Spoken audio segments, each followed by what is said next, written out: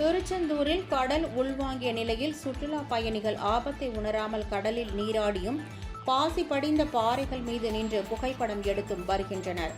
முருகனின் 6 படை வீடுகளில் 2ஆம் படை வீடான திருச்செந்தூர் சுப்பிரமணிய சுவாமி கோவில் பிரசித்தி பெற்ற ஆன்மீக சுற்றுலா தலமாக விளங்கி வருகிறது. இந்த கோவிலுக்கு நாள்தோறும் ஏராளமான பக்தர்கள் வருகை தருவர். மேலும் திருவிழா நாட்கள் மற்றும் விடுமுறை நாட்களில் பல்லாயிரக்கணக்கான பக்தர்கள் வருகை தந்து சுவாமி தரிசனம் செய்வர்.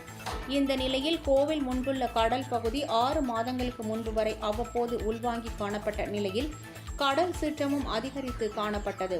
இந்த நிலையில் திருச்செந்தூர் சுப்பிரமணிய சுவாமி கோவில் முன்புள்ள கடல் இன்று திடீரென 100 அடி வரை உள்வாங்கியது. இதனால் கோவில் நாழிக்கிணறு பகுதியிலிருந்து ஐயா கோவில் வரை சுமார் 500 மீட்டர் நீளத்திற்கு கடற்கரை பகுதியில் மாற்றம் ஏற்பட்டது. இதையடுத்து கடல் உள்வாங்கிய பகுதிகளில் பச்சை நிற பாசி படிந்த பாறைகள் அதிக அளவில் வெளியே தெரிகின்றன.